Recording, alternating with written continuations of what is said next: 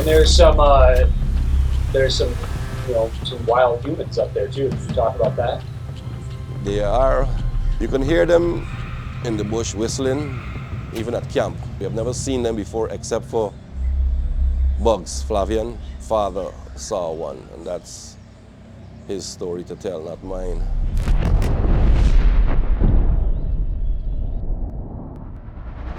We have never really encountered them, but they have sunk one of my boats already. Why do you think they sunk the boat? A couple of reasons. One being that there was a cook that went with us at one time and she took a plant, a flower plant from up there and brought it down to camp. We told them not to. So I think she snuck it. And the one that was at camp died. So we threw that flower away on this trip.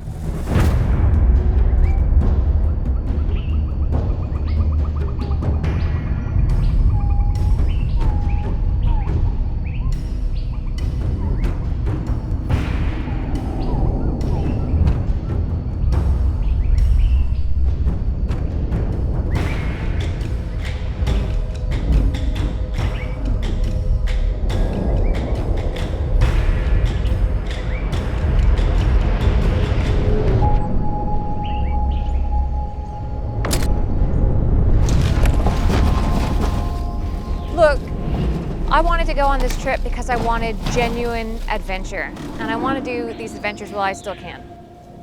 You live once, and we live in a world that's just so processed, and I wanted to just be in the genuine wild and just live. I really wanted a true adventure, and this is the closest thing I could find to it.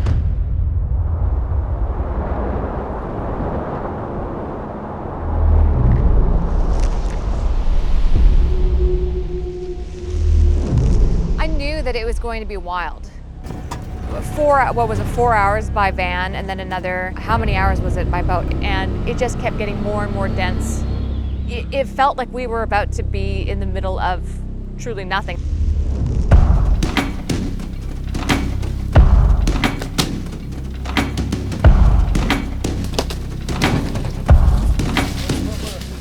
Got a sweat on, we're not even fishing yet. Gotta want it. Of course, in and around all this adventure, we were fishing for peacock bass. A little bit technical fishing, gotta get your fly in the right spots. Just one incredible fish after the other.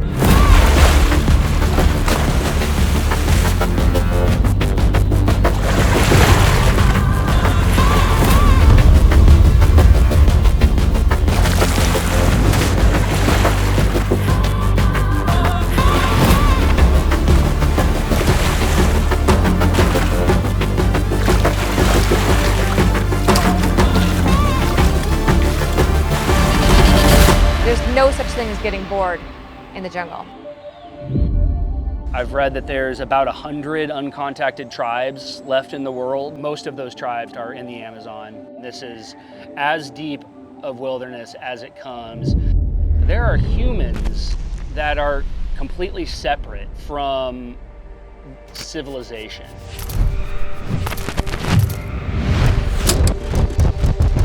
Bush people, shadow people, Kanaima, kind of ghost stories to a degree. It's a real thing, this is well documented, but just knowing that they're there just makes it more vivid.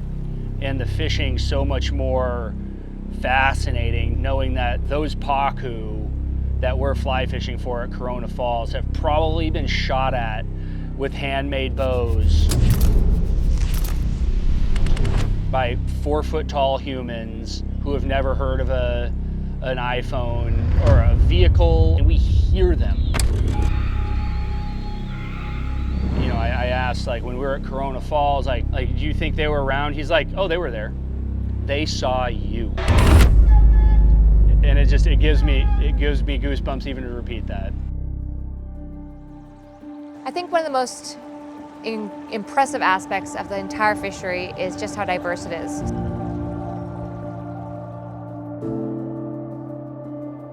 We were able to fish the main stem river. We were able to fish side channels, lagoons that we had to hike into, which was quite an experience. And then we even got to go all the way up to Corona Falls, which are it's this impressive landscape of waterfalls. To get there and see the petroglyphs and know that they're symbolic or something special and that they clearly tell a story just made my mind wander even more. It was a very special spot, but you know, I was a little trepidatious and I was not overly upset about leaving. I felt it was time for us to leave when we did.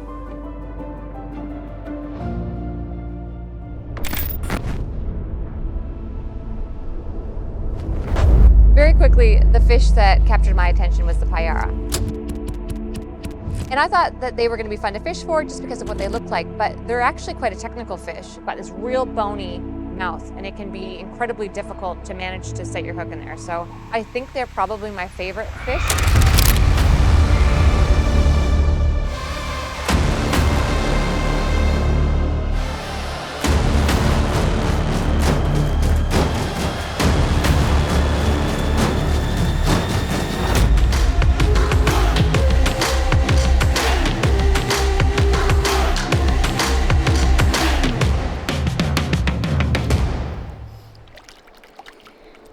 Thanks, guys.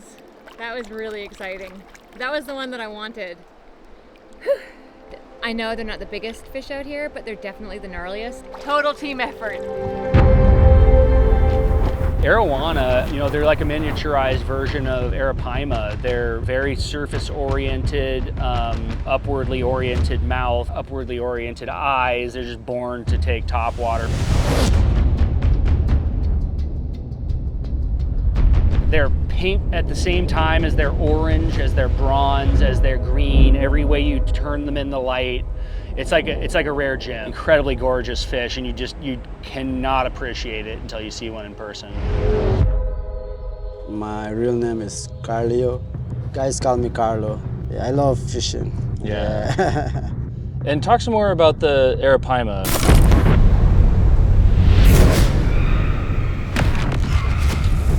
There was a lot of Arapaima, and when people get to know the population was going down, they did monitoring and like laws, whatever, to stop this. So now you could see the population had been come back. This big fish was moving far away when the water was high. They move out, and when the water drops, they come back to their spot. Arapaima is the world's largest scale freshwater fish. The biggest we estimated since operating was roughly 450 pounds. Fly fishing for Arapaima, I say, is challenging because you're always on the move, you're always quiet. They have very good eyesight and they spook very easily. So fly fish is basically patience, the right cast, the right land, the hook set. You gotta be right. Only God can help you with in trying to land that one.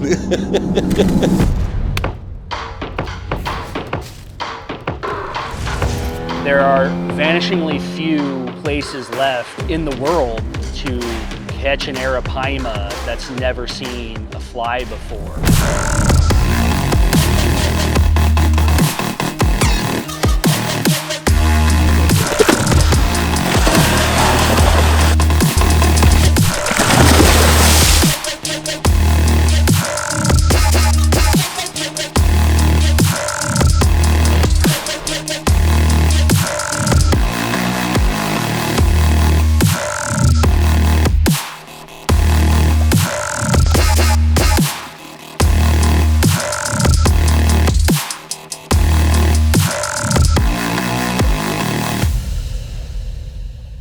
Good job, son.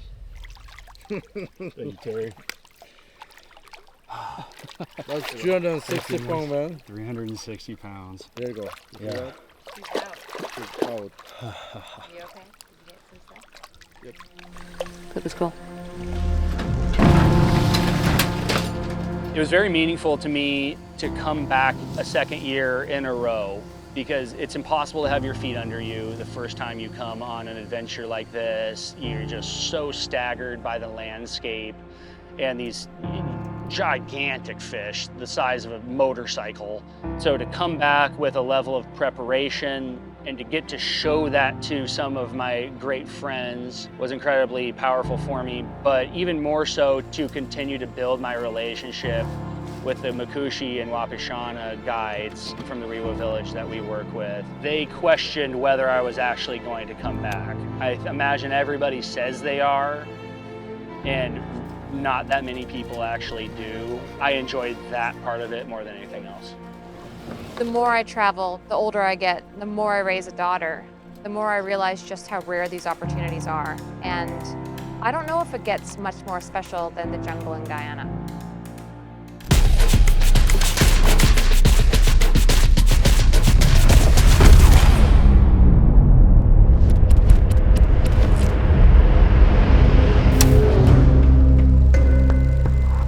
How do people react when they learn about these spirits, these wild Indians? Well, now you're asking about the Olai, the Baku, and the Kanaima.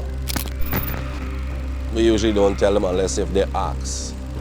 Because you don't want, when they reach there, you tell them about this here, and they will hear every single thing, and basically they'll be freaking out. When the generator is off at camp, you can put your hand this close and you won't see your hand. It's that pitch dark.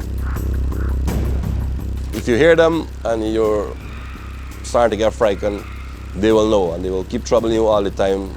So every little sound in the jungle, if your mind is not strong, it's going to play tricks on you. You'll swear something is down there waiting to kill you.